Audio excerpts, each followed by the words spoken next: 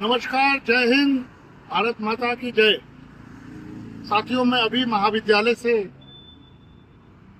तिरंगा को नमन करते हुए, प्रणाम करते हुए आ रहा हूँ।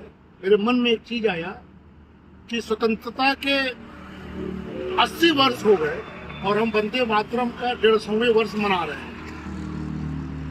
क्या हम सीख दे सकते हैं अपने वर्तमान जनरेशन को और आने वाली पीढ़ी को?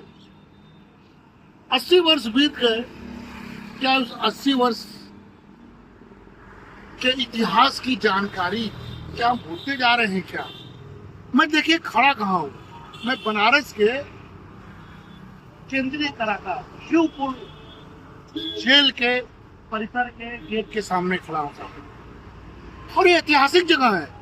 ये स्वतंत्रता संग्राम का इतिहास यहाँ मैं बताने जा रहा हूँ। और बनारस की धरती पहले चंदौली जो था बनारस का हिस्सा था, और बनारस की धरती हमने कहा ना क्रांतिवीरों की धरती थी।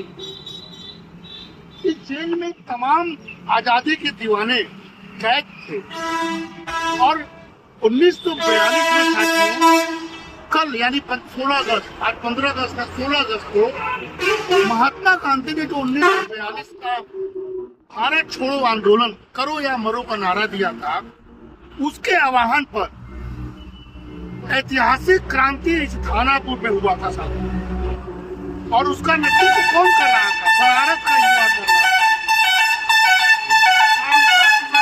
था, कामता प्रसाद विद्यार्थी उसका नेतृत्व कर रहा था महात्मा गांधी के आह्वान पर 16 अगस्त। और उसने परगना महाइच में 10,000 क्रांतिकारी साथियों के साथ जुलूस निकालकर 16 अगस्त 1942 के दिन धानापुर थाने पहुंचकर वहां तिरंगा फहरा दिया। ये तिरंगा फहरा दिया, ये तिरंगा 10 दिन तक लहराता रहा साथियों। वहां पर बाद में वहां अंग्रेजी दरोगा था जो अंग्रेज सरकार के अधीन था, अनवारुल हक, उन्होंने तिरंगा फहराने का विरोध किया और गोलियां चलवा दी। इस गोलीबारी में हीरा सिंह, महमूद सिंह और रघुनाथ सिंह समेत कई क्रांतिकारी शहीद हो गए और कई घायल हो गए साथियों। इस आक्रोश में उग्र भीड़ ने थाने पर बड़ा कदम उठाया और बाद में ब्रिटिश सरकार ने इस क्षेत्र पर भारी जुर्माना लगाया और बहुत सारे वहां के लोग इसी थाने में बंद किए गए। ये वही जगह है साथियों जहां शिवपुर सेंट्रल जेल है।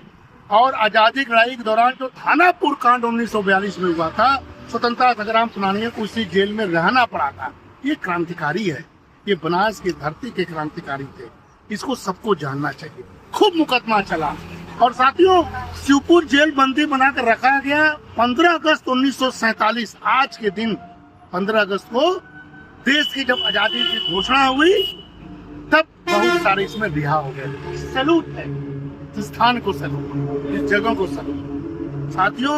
यही नहीं, इस स्थान पर चंद्रशेखर आजाद 1921 में असहयोग आंदोलन था, इस स्थान पर उनको 10 कोड़े लगाए गए थे। यही नहीं, सचिंद्र नाथ सान्याल, राजेंद्र लहड़ी और सचिंद्र नाथ बख्शी जो आजादी की लड़ाई में महत्वपूर्ण भूमिका निभा रहे थे, इसी जेल में कैद थे।